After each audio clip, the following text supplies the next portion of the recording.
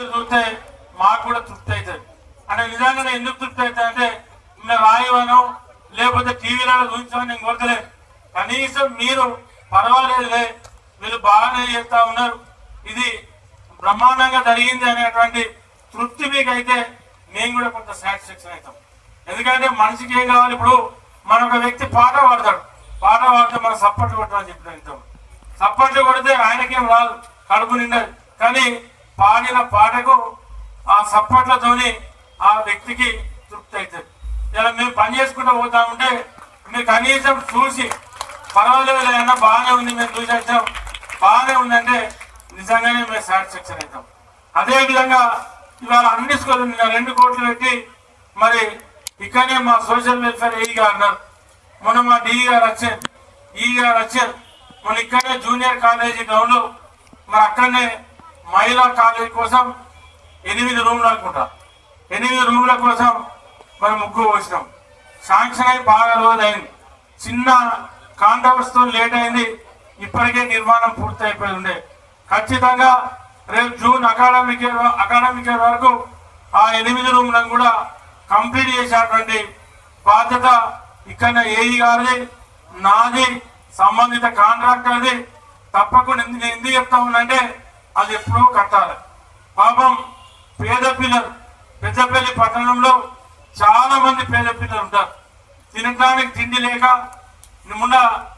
ఉండటానికి ఇల్లు లేక ఇలా చాలా మంది రెక్కాడితే డొక్కాడటువంటి పేద కుటుంబాలు ఉన్నాయి. ఆ పేద కుటుంబాల పిల్లలందరూ కూడా ఇలా మహిళా కాలేజ్, ఆ కాలేజీలో చదువుకునే పిల్లలకు సేఫ్టీ ఉండాలని చెప్పి అక్కడనే బాయ్స్ కాలేజీ ఉంది పక్కకుండా, ఆ కాలేజీ నుండి దీన్ని వేరు చేసి దాన్ని డైవర్షన్ చేసి ముందు నుండి వాళ్లకు ఆ ఇంటర్ మహిళా పిల్లలకు ముందు నుండి ఎంట్రన్స్ పెట్టి మన అక్కడ చదువుకునే విధంగా ఇవాళ దాన్ని ప్లాన్ చేయబోతా ఉన్నాం. ఆ తర్వాత వాళ్ళు చెప్పిన అక్కడ ప్రిన్సిపాల్ కానీ లెక్చరర్లకు కానీ ఇవాళ 220 స్ట్రెంత్ ఉంది, మీరు మళ్ళొచ్చే సంవత్సరం దాన్ని 350కి స్ట్రెంత్ పెంచండి. మహిళా డిగ్రీ కళాశాల కూడా మనం శాంక్షన్ తీసుకొని ఈ ఇంటర్ కాలేజీ మీద మళ్ళా 8 రూమ్లు మహిళా డిగ్రీ కళాశాల కోసం కూడా నిర్మాణం చేసే బాధ్యత నాది అని చెప్పి నేను వారికి చెప్పడం జరిగింది.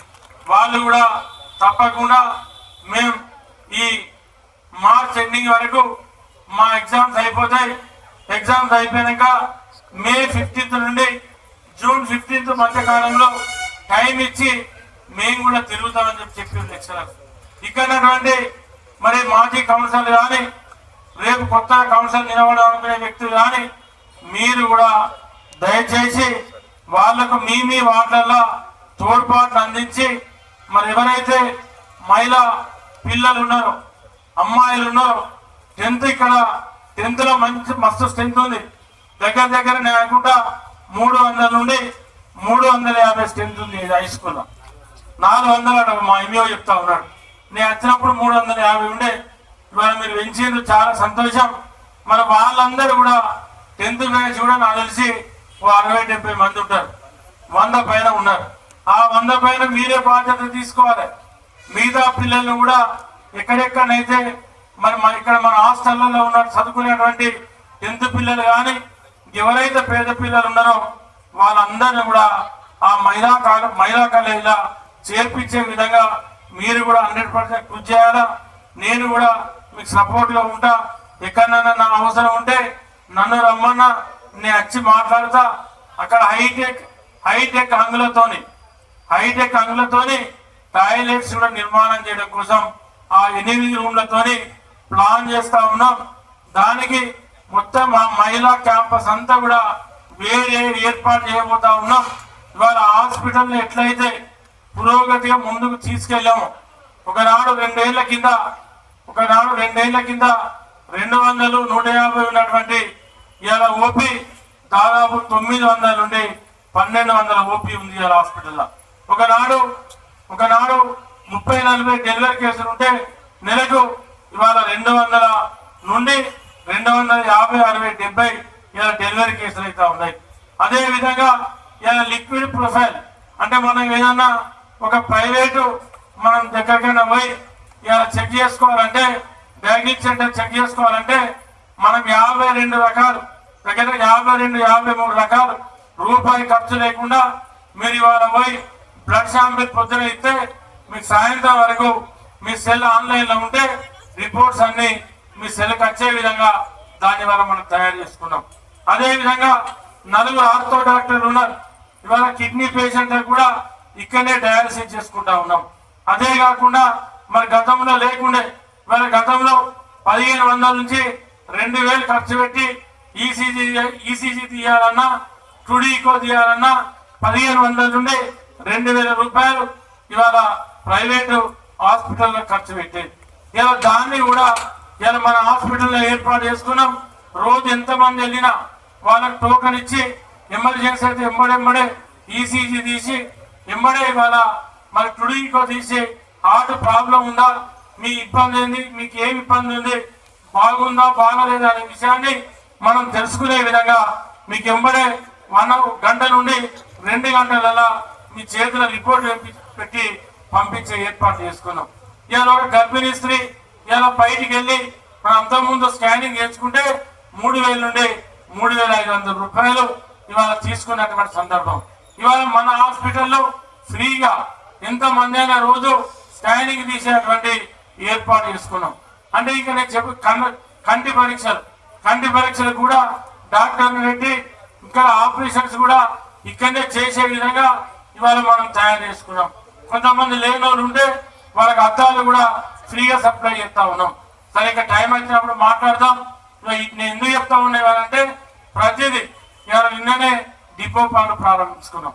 ఇవాళ డిపో కంప్లీట్ అయి రాబోయే 6 నుండి 8 నెలల డిపో కంప్లీట్ అయితే ఇవాళ మనకు పెద్దపల్లి నుండి ఇవాళ గ్రామీణ ప్రాంతాలకు పోయి ఇవాళ అక్కడి నుంచి పేద విద్యార్థులు పెద్దపల్లి పట్టణానికి వచ్చి రూపాయి ఖర్చు లేకుండా మరి మహిళా అమ్మాయిలు ఎవరైతే ఉన్నారో వాళ్ళందరూ కూడా చదువుకునే విధంగా ఇవాళ మనం ఫ్రీ బస్సును కూడా అంటే మనకు ఫ్రీ వచ్చే విధంగా బస్సు గ్రామాలలో పోయే విధంగా ఒక 8 నెలల అది కూడా చేసుకోబోతా ఉన్నాం. అంటే ఇవన్నీ జరుగుతూ ఉన్నాయి. ఇవన్నీ జరిగే విషయాలు మంచి విషయాలు ఉంటే నేను మా మిత్రులకు ఏం చెప్తా ఉన్నంటే నేను మీద ఒక సోదరుని ఇలా మనందరం కలిసికట్టుగా ఉంటా ఉన్నాం. ఇవాళ చిన్న వస్తాయి, దానికి మనం అంత అధైర్యపడవలసిన అవసరం లేదు, అంత టెంప్ట్ అవ్వాల్సిన అవసరం లేదు. నేను కూడా ఏం మీరు నన్ను మాట అన్నా నేనైతే ఈజీగా తీసుకుంటా, ఏం టెంప్ట్ అవ్వాల్సిన అవసరం లేదు. నేనే మనసులో పెట్టుకొని కక్ష సాధింపు చేసేటువంటి వ్యక్తి నా మనసులో అటువంటి మనస్తత్వమే నాది కాదు. ఇవాళ గొప్పన నిన్న నాకు మళ్ళా 1 గంట వరకు నాకే గుర్తున్నది అంటే విషయం చెప్తున్నా. అటువంటి మనస్తత్వం ఉన్నటువంటి వ్యక్తులం. మీరు ఎవరో అన్నదానికి మీరు కూడా దయచేసి అటువంటి మనసులో పెట్టుకోవాలి. మీకేమైనా ఉంటే ఫేర్గా చెప్పండి. మనందరం సోదర భావం లెక్క కలిసి ఉంటున్నాం. ఇవాళ ఈ నియోజకవర్గంలో ఎమ్మెల్యే ఉండొచ్చు, కానీ ఇది ఎప్పటికీ శాశ్వతం కాదు. ఇది వస్తూ ఉంటాయి పోతా ఉంటాయి, ప్రభుత్వాలు ఉంటాయి పోతాయి. కానీ మనం అనేటోళ్ళం మనం ఏళ్ళ తరబడి కలకాలం కలిసి ఉండేటువంటి వ్యక్తులం. మనం కలిసి ఉంటేనే ఇలా వ్యవస్థ కరెక్ట్ నడుస్తుంది. కానీ ఏదో మనసులో పెట్టుకొని ఏదో చేయడం అనేది అటువంటి చేయడం అయితే నాకైతే నచ్చదు, నా మెంటాలిటీకి అయితే. ఏదైనా ఉంటే మీరు మాట్లాడండి, ఫ్రీగా మాట్లాడండి, ఫ్రీగా చెప్పండి. ఇవాళ మేము ఎక్కడికైనా పోతే ఒక కానిస్టేబుల్ నన్ను నువ్వు నేను ఏం చేశాను ఎమ్మెల్యే నేను పక్కనే మా ఎమ్మెల్యే అంటే అటువంటి జరుగుతాయి అప్పుడప్పుడు. కాబట్టి అటువంటి మీకేమన్నా అటువంటి ఇబ్బంది అనిపిస్తే నేను ఒక ఎమ్మెల్యేగా మన్నించమని కోరుతా ఉన్నా. మీకేమైనా ఇబ్బంది అనిపిస్తే కానీ ముందు కూడా అటువంటి మీరు మనసులో పెట్టుకోవద్దు అనేది నా మనస్తత్వం. ఎందుకంటే మీరు నేరుగా మనం రోజు ఒక్కసారన్నా లేదా 4 రోజులకు ఒకసారన్నా ఫోన్లో మాట్లాడుకుంటాం. నేను మీకు విజ్ఞప్తి ఏం చెప్తాను అంటే మీరేమన్నా ప్రభుత్వ పరంగా మీకు ప్రజలకు అవసరం లేని కార్యక్రమాలు జరిగితే హెడ్లైన్లో ఫ్రంట్ పేర్లు రాయండి. కానీ ప్రజలకు అవసరం వచ్చే పనులు జరిగేటప్పుడు కూడా దయచేసి మిమ్మల్ని కోరేదంటే అదే ఫ్రంట్ పేజ్లో రాయమని మిమ్మల్ని కోరుతా ఉన్నాం. ఇప్పుడు మీరు నేనేం కోరుతా ఉన్నాను అంటే మేమైనా తప్పు పని చేసిన, నేను ఎమ్మెల్యేనై లంగ పని చేసిన, ఎవరి దగ్గరైనా కరప్షన్ చేసిన, ప్రజలను మోసం చేసిన, ప్రజలను చీట్ చేసిన నేను కానీ మా నాయకత్వం కానీ ప్రభుత్వ పరంగా కానీ ఎక్కడ తప్పు జరిగినా మమ్మల్ని హెచ్చరించే విధంగా మీరు రాయండి అని నేనే చెప్తా ఉన్నా. కానీ మేము చేసే మంచి పనులు కూడా మీకు విజ్ఞప్తి ఏంటంటే అవి కూడా రాయండి అని చెప్తున్నా. ఎందుకంటే మా కోసం రాయకూడదు, ప్రజల కోసం రాయాలి. ప్రజల కోసం రాస్తే ప్రజలు కూడా మంచి జరుగుతూ ఉందా చెడు జరుగుతూ ఉందా అనేది ప్రజలకు చెడు తెలియాలి, చెడుతో పాటు మంచి కూడా తెలియాలి. తెలిసినప్పుడే ఇవాళ ఇప్పుడు నా గురించి ప్రభుత్వం గురించి ఒక చెడు వార్త వస్తుంది. చెడు వార్త వచ్చినప్పుడు అది నిజమా కాదు అనేది నేను రెక్టిఫై చేసుకుంటా. నిజమే అయితే దాన్ని మేము అందరం కలిసి నేను కానీ మా ప్రభుత్వంలో ఉన్నటువంటి పెద్దలు కానీ దాన్ని చక్కదిద్దే ప్రయత్నం చేస్తాం. ఒకవేళ మంచి కార్యక్రమం ఉంటే కూడా మీరు అది రాయనప్పుడు మేము ఊరికే చెడు వార్త రాస్తా అంటే మంచి వార్త రాయకపోతే మాకు బాగా అనిపిస్తూ ఉంటుంది.